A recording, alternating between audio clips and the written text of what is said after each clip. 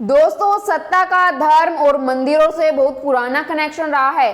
हर दौर में नेता अपनी सियासी नैया को पार लगाने के लिए मंदिर का सहारा लेते रहे हैं। चुनावों में धार्मिक संवेदनाओं के तीर से वोट बैंक के लक्ष्य को भेदते रहे हैं। कई बार इसका फायदा भी हुआ है। शायद ये सफलता का शॉर्टकट फॉर्मूला भी बन गया है। यही वजह है आने वाले विधानसभा चुनावों और अगले साल होने वाले लोकसभा चुनाव के लिए मंदिर एक बिग फैक्टर बन गया है। केंद्र सरकार देश भर के 21 सुप्रसिद्ध मंदिरों में कॉरिडोर का निर्माण करवा रही है। नमस्कार दोस्तों, मैं हिमांशी कश्यप आपके साथ। आप देख रहे हैं जनता की आवाज। आगे बढ़ने से पहले इस वीडियो को लाइक करें, शेयर करें और अगर पहली बार जनता की आवाज न्यूज चैनल को देख रहे हैं तो चैनल को सब्सक्राइब भी करें और घंटी जरूर बजाएं, चैनल की भी और सरकार की भी। आज की नेशनल मीडिया के मुकाबले में जनता का साथ दीजिए और उसकी ताकत बनिए, जनता की आवाज बनिए और हो सके तो इसके लिए चैनल को ज्वाइन भी करें। लोकसभा चुनाव 2024 में केंद्र सरकार का यह प्रोजेक्ट भाजपा को अच्छे खासे वोट दिलाने में काफी फायदेमंद साबित होंगे, क्योंकि मंदिरों से लोगों की भावनाएं जुड़ी होती है।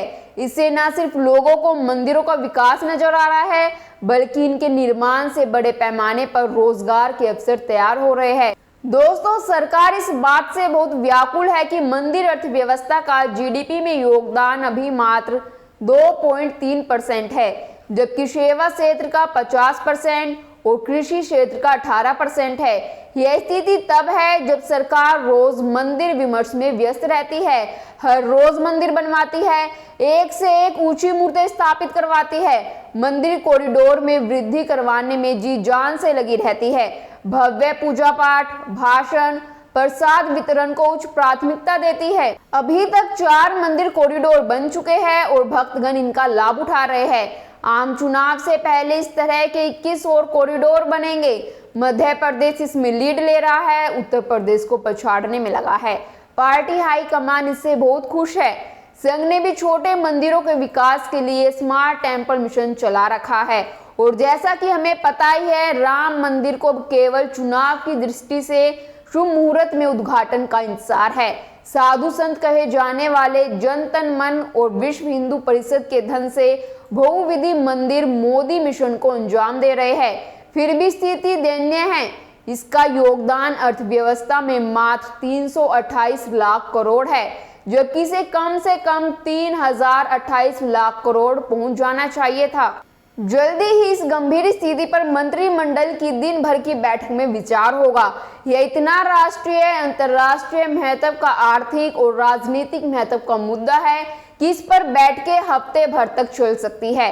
हर मंत्री से जवाब तलब होगा कि इस मुद्दे की उसके मंत्रालय ने अनदेखी क्यों की जा रही है।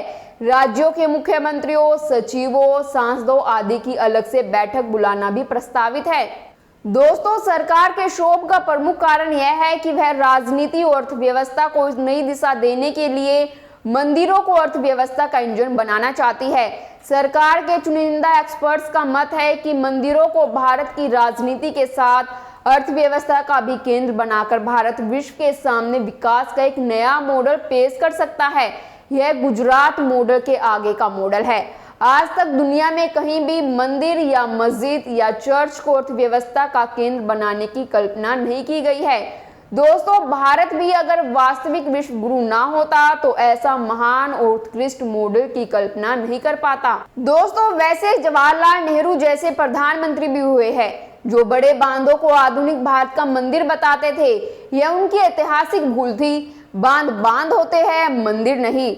विशेषज्ञों का कहना है कि एक नास्तिक को देश का प्रधानमंत्री बनाने का खामियाजा आज तक देश भुगत रहा है।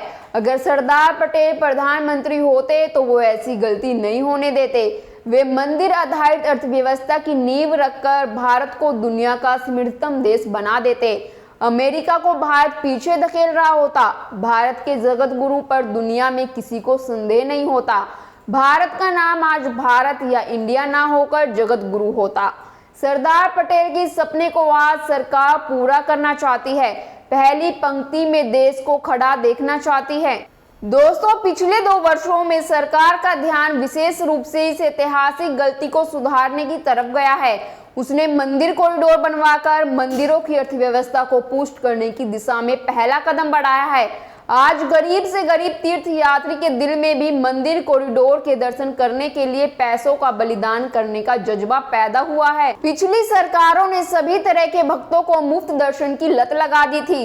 लोग धर्म को मुफ्त का माल समझने लगे थे। रुपए 4 रुपए खर्च करके भगवान के दर्शन का अनुचित लाभ ले रहे थे और गर्भगृह तक भी पहुंच जाते थे।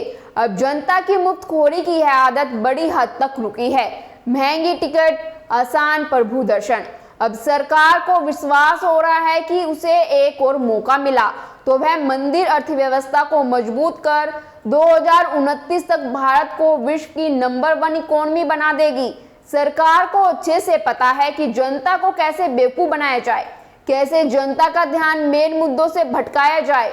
धर्म और मंदिर पर राजनीति करना सरकार को अच्छे से आता है। एक तरफ सीएम योगी ज्ञानवापी विवाद को राजनीतिक हवा दे रहे हैं, वहीं दूसरी ओर स्वामी प्रसाद मौर्य बद्रीनाथ पर विवादित बयान दे रहे हैं। इस संग्राम के बीच मंदिरों को सीढ़ी बनाकर राजनीतिक सफलता हासिल करने की बड़ी तैयारी हो रही है। देश में करीब 13,000 करोड़ रुपए के 21 मंदिर कॉरिडोर का काम जारी है और 7 राज्यों में मंदिर कॉरिडोर बनाने पर तेजी से काम हो रहे हैं। सबसे खास बात यह है कि सभी कॉरिडोर का काम 2024 के लोकसभा चुनाव से पहले पूरे करने का लक्ष्य रखा गया है। सबसे ज्यादा 11 कॉरिडोर मध्य प्रदेश में बन रहे हैं और यहाँ पर बीजेपी और कांग्रेस में धर्म के रास्ते सत्ता पाने की जबरदस्त होड़ चल रही है। इसके अलावा उत्तर प्रदेश, राजस्थान, असम, बिहार, महाराष्ट्र और गुजरात में कॉरिडोर पर काम हो रहा है। राजस्थान सरकार भी गोविंद देव मंदिर तीर्थराज पुष्कर के लिए करोड़ों खर्च कर रही है। कुल मिलाकर दोस्तों, सभी पार्टियों को मालूम है कि वोट बैंक कैसे बढ़ाना है, कैसे वोट बटोरनी है। आप धर्म की राजनीति पर क्या सोचते हैं, हमें कमेंट कर जरूर बताएं और बाकी खबरों के लिए देखते रहिए जनता की आवाज।